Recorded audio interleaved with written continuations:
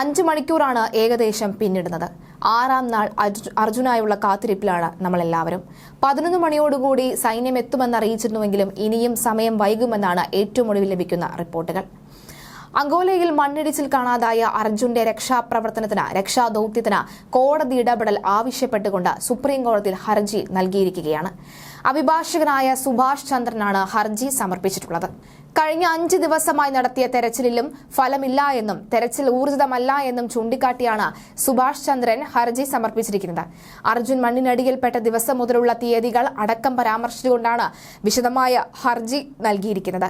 മണ്ണ് യുദ്ധകാലാടിസ്ഥാനത്തിൽ നീക്കം ചെയ്ത് രക്ഷാപ്രവർത്തനം നടത്തണമെന്നും എല്ലാ സേനകളുടെയും അടിയന്തര ഇടപെടൽ ഉണ്ടാവണമെന്നും ഇതിന് കോടതി ഇടപെടണമെന്നുമാണ് ഹർജിയിൽ ചൂണ്ടിക്കാണിക്കുന്നത്. ഇതിനിടെ അർജുനായുള്ള തെരച്ചിൽ 121 മണിക്കൂറിലേക്ക് കടന്നിരിക്കുകയാണ്. ലോറി ഉണ്ടെന്ന് കരുതപ്പെടുന്ന സ്ഥലം കേന്ദ്രീകരിച്ച് 2 JCBകൾ ഉപയോഗിച്ചാണ് മണ്ണ് നീക്കം ചെയ്യുന്നത്.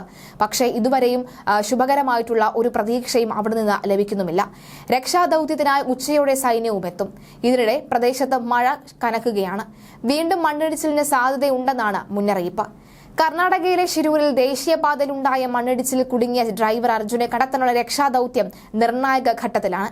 അർജുന്റെ ലോറി ഉണ്ടെന്ന് കരുതുന്ന സ്ഥലത്തെ മണ്ണ് നീക്കുന്ന പ്രവൃത്തിയാണ് ഇപ്പോൾ ഊർജിതമായി പുരോഗമിക്കുന്നത്. റഡാറിൽ ലോഹഭാഗം കണ്ടെത്തിയ സ്ഥലത്തെ മണ്ണ് ആഴത്തിൽ നീക്കം ചെയ്യുകയാണ് ഇപ്പോൾ ചെയ്യുന്നത്.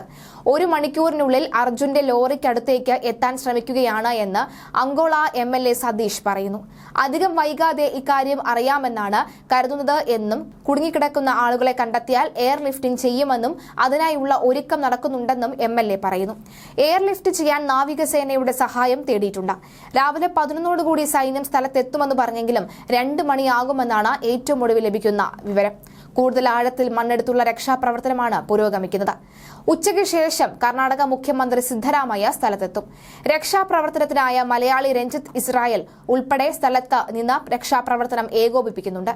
അതേസമയം ഷിരൂരിൽ ശക്തമായ മഴ തുടരുന്നത് രക്ഷാപ്രവർത്തനത്തിന് വെല്ലുവിളിയായി മാറുന്നുണ്ട്.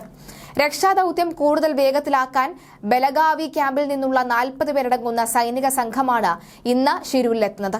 അതേസമയം തെരച്ചിലിന് ISROയുടെ സഹായവും തേടിയിട്ടുണ്ട്. ഉപഗ്രഹ ചിത്രങ്ങളുടെ സഹായത്തോടുകൂടി ലോറിയിലുള്ള സ്ഥലം കണ്ടെത്താനുള്ള സാധ്യത ഉൾപ്പെടെയാണ് തേടുന്നത്.